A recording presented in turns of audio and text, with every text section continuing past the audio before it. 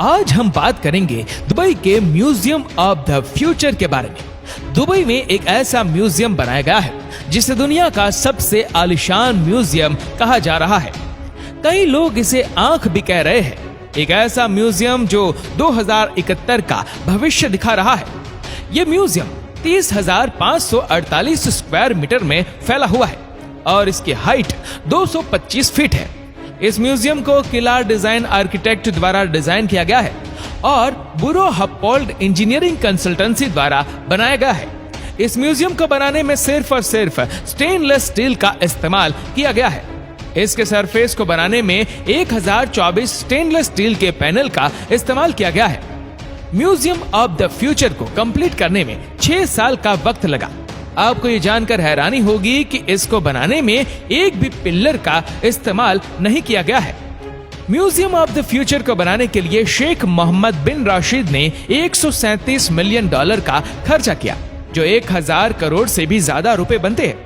22 फरवरी 2022 के दिन शेख मोहम्मद बिन राशिद द्वारा इसका ओपनिंग किया गया था।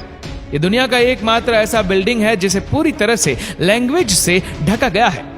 ये म्यूजियम ऑफ द फ्यूचर की दीवारों पर आप जो देख रहे हैं वह अरबी भाषा में कविताएं लिखी हुई है, जिसको शेख मोहम्मद बिन राशिद ने अपने हाथों से लिखा हुआ है।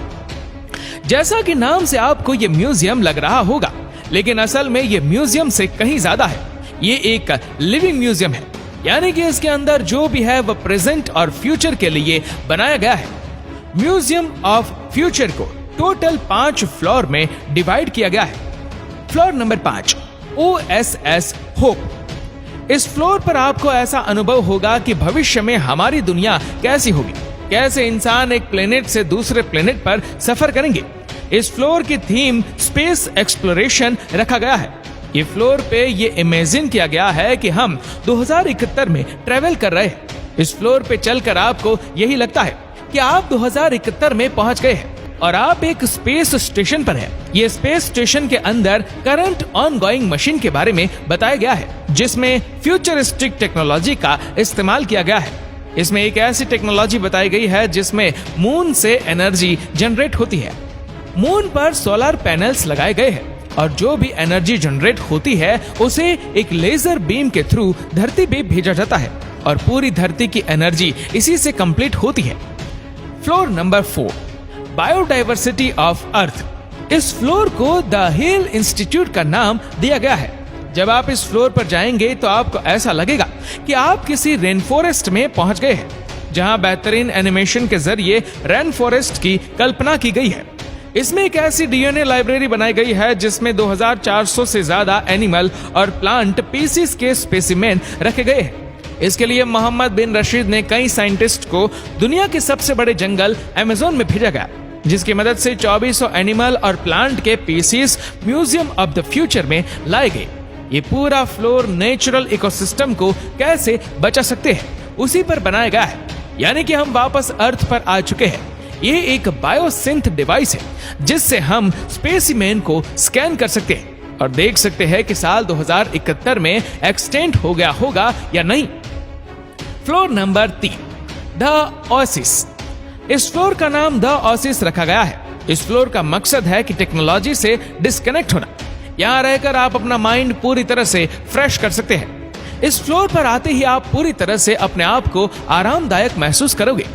Floor number 2 futuristic technology. ये फ्लोर पूरी तरह से फ्यूचरिस्टिक टेक्नोलॉजी को दिखा रहा है, जैसे कि फ्यूचर के ड्रोन, फ्यूचर की गाड़ियां, ट्रांसपोर्टेशन, साइकिल, रोबोट्स। इस फ्लोर पर ऐसी कई चीजों को दिखाया गया है जो टेक्नोलॉजी से कहीं बढ़कर है। नंबर 1 किड्स और साइंस फ्लोर। इस फ्लोर से इस बिल्डिंग का पूरा व्यू आप देख सकते हैं। ये पूरा का पूरा फ्लोर बच्चों के लिए बनाया गया है। इसमें बच्चों के लिए ऐसी चीजें हैं जिसमें आप सिर्फ खड़े रहेंगे और आपके ऊपर हल्के फुल्के बॉल्स की बरसात भी होगी। ये एक साइंस पार्क है जहां फिजिक्स, बायो और मैथ के एक्सपेरिमेंट को 3D मॉड्यूल के जरिए आपको समझाया जाता है। यहां आप जान सकते हैं कि भविष्य में विज्ञान में कौन सा बदलाव होगा। ये इमारत न सिर्फ इनोवेशन और टेक्नोलॉजी को बढ़ावा देती है, बल्कि भविष्य को बेहतर बनाने की प्रेरणा भी देती है। दोस्तों उम्मीद करते हैं कि वीडियो आपको पसंद आई होगी। आपको ये वीडियो कैसे लगी नीचे कमेंट करके जरूर बताएगा, और अगर आपको वीडियो अच्छा लगा हो तो इसको लाइक करेगा, शेयर करेगा ज्यादा से ज्यादा लोगों तक, और ऐसी ही और भी रोचक जानकारियों के लिए सब्सक्राइब करें हमारे यूट्यूब चैनल को और फेसबुक पर फॉलो करें हमारे पेज को। धन्यवाद।